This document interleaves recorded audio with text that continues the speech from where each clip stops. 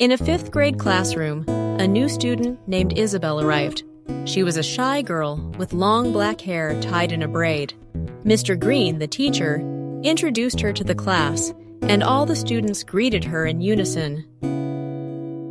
Isabelle took a seat near the back, next to a blonde-haired boy named Jack. As she sat down, Jack smiled and waved, and she shyly smiled back. Isabelle was nervous about starting at a new school, as her father's new job had forced her family to move, leaving behind her best friends, Sally and Jim. As Mr. Green spoke to the class, Isabelle drifted into thoughts of her old life. When he mentioned that today was the last day of the book fair, she felt disheartened. She loved books, but hadn't known about the book fair, so she hadn't brought any money. Jack noticed her disappointment. He imagined how left out she must feel while everyone else was excitedly preparing for the last day of the fair. After lunch, the students gathered at the library. Jack had earned his book fair money by doing chores around his house, and he was excited to spend his last $20 on a book about cars he was eyeing the other day. He saw Isabelle pick up a book about dragons and princesses before reluctantly setting it back down. When Isabelle left the library, he went to the spot she was at and picked up the book she just sat down. As he was looking at it, he couldn't help but think why girls like to read these types of books. As he glanced at the price of both books, he saw that he didn't have enough money for both. Jack stood there for a moment, pondering his decision. When Mr. Green announced it was time to return to class, Jack quickly made his choice and hurried to the checkout counter. As he left the library, he clutched a small bag in his hands, and a candy bar that fit his budget was visible at the top.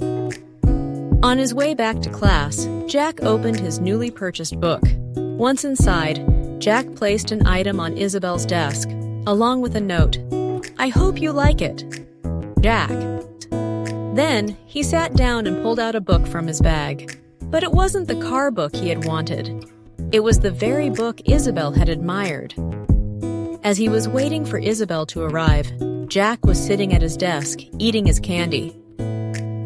He was pleased with his decision, even though he wanted the car book.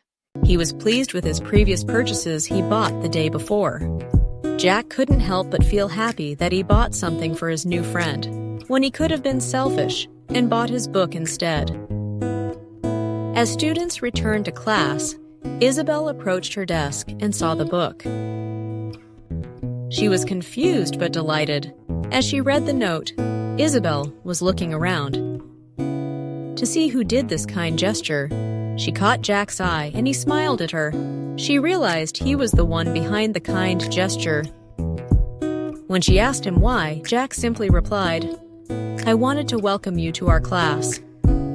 Jack's act of kindness sparked a strong friendship between him and Isabelle. They became fast friends. Soon, Isabelle got Jack to read the very book he bought her. Surprisingly, Jack liked it, and Jack got her to read some of his car books, proving that small gestures can make a big impact.